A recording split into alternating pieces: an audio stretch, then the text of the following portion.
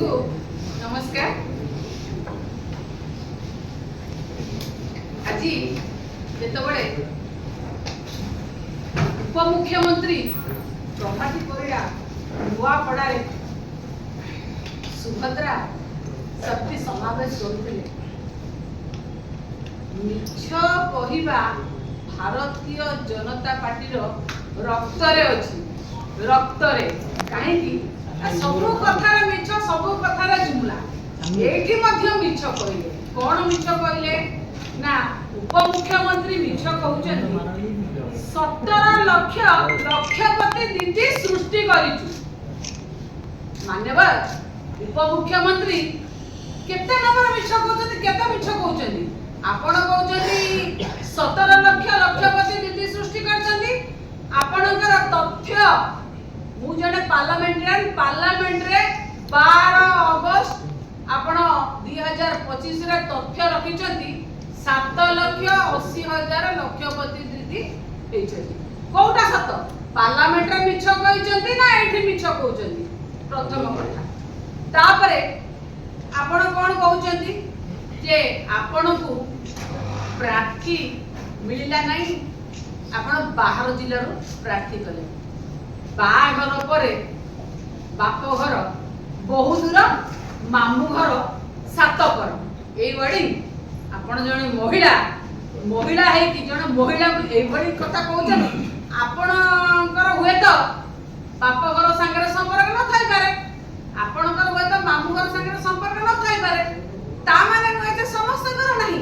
ମୋର ମୋ ବାପା ଘର ସାଙ୍ଗରେ ବହୁତ ଭଲ ସମ୍ପର୍କ ଅଛି, ମୋର ମୋ ମାମୁଁ ଘର ସାଙ୍ଗରେ ବହୁତ ଭଲ ସମ୍ପର୍କ ଅଛି।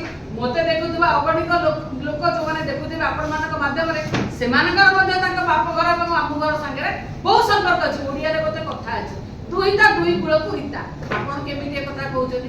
ଆପଣ ନିଜେ ଜଣେ ଦୁଇଟି କନ୍ୟା ସନ୍ତାନର ମା। ଆପଣଙ୍କର ଝିଅ କାଲି ବାହା ହେଇଗଲା ପରେ ଆପଣଙ୍କ ତାକୁ କାଟିଦେବେ? ଏଇଟା କୋଉଠି ହୁଏ ଆଜ୍ଞା?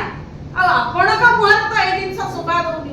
ଏଇଥିପାଇଁ ଆପଣଙ୍କୁ ପ୍ରାର୍ଥୀ ମିଳିଲେ ନାହିଁ। ଆପଣ ପ୍ରାର୍ଥୀ ଚୋରି କଲେ, ଭୋଟ ଚୋରି କରିଛନ୍ତି, ଯୋଜନା ଚୋରି କରିଛନ୍ତି, ଆଜି ପ୍ରାର୍ଥୀ ଚୋରି କରୁଛନ୍ତି। ଇଏ ହଉଛି ଭାରତୀୟ ଜନତା ପାର୍ଟିର ଚିତ୍ର ଚରିତ୍ର। ଆଉ ଆପଣ କହୁଛନ୍ତି କଣ ନା ବାହାର ଜିଲ୍ଲା। ଆରେ ତାଙ୍କ ମାମୁଁ ଘର ସେଇଠି, ବାହାର ଜିଲ୍ଲା କେମିତି ହେଲା? ଆଚ୍ଛା, ଯଦି ତାଙ୍କ ଘର ବାହାର ଜିଲ୍ଲା ହେଲା, ତାହେଲେ ସମ୍ବଲପୁର ସାଂସଦଙ୍କ ଘର କୋଉଠି? କେନ୍ଦ୍ରାପଡ଼ା ସାଂସଦଙ୍କ ଘର କୋଉଠି? ପୁରୀ ସାଂସଦଙ୍କ ଘର କୋଉଠି?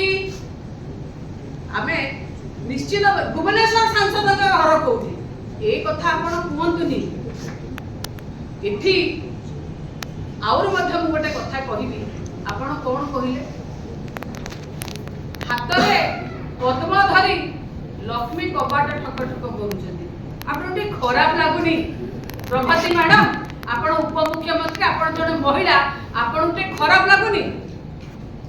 3 ଦିନ ତଳେ ଚନ୍ଦନପୁରରେ ଯୋଉଦିନ ମା କାଳୀଙ୍କର ଭସାଣି ଥିଲା, 12 ବର୍ଷର ନାବାଳିକାକୁ ଗଣ ଦୁଷ୍କର୍ମ କରାଯାଇଛି ଘର ଭିତରେ।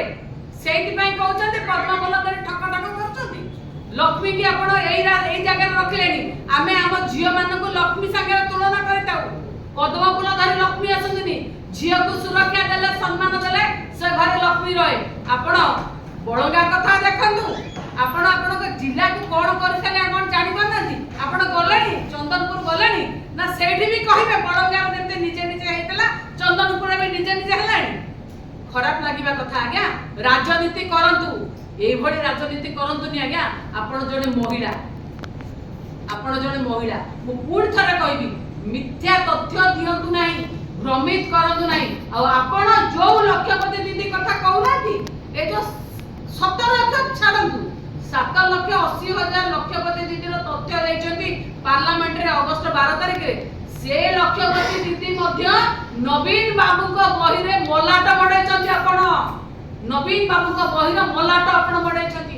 ଆପଣ କରିନାହାନ୍ତି, ଆପଣ କରିନାହାନ୍ତି। ମୁଁ ଆଜି ମଧ୍ୟ କହୁଛି, ଯୋଉ କହୁନାହାନ୍ତି ସୁଇଚ ଟିପି ଦେଲେ, ବଟନ ଟିପି ଦେଲେ ପଇସା ଟ୍ରାନ୍ସଫର ହେଇଯାଉଛି ସୁଭଦ୍ରାରେ। ଖରାପ ଲାଗିବା କଥା ଆଜ୍ଞା।